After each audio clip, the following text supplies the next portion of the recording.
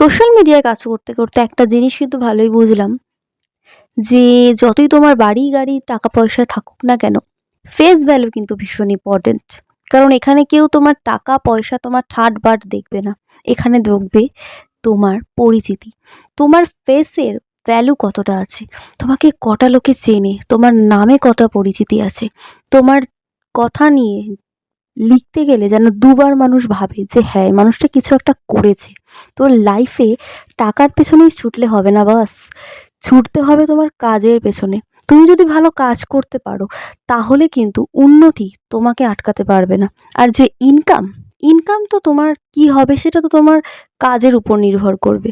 তাই কাজের দিকে মন দেওয়া উচিত, আমার তো সেটা মনে হয়। আর এই নতুন বছরে আমরা সেটাই করে চলবো।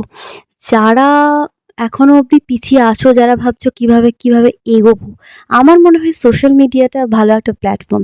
নিজের পরিচিতিটা তৈরি করতে শেখো, নিজের পরিচিতিটাকে গড়ে তোলো। তুমি যাই কাজের সাথে যুক্ত থাকো, একটু সোশ্যাল মিডিয়াকে টাইম দাও, তাহলে দেখবে আমাদের অনেকটা পরিচিতি হবে।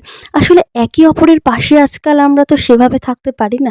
যদি এভাবে থাকা যায় অনলাইনের মাধ্যমে, যদি একটু ভরসা দেওয়া যায় তাহলে কেমন হয়?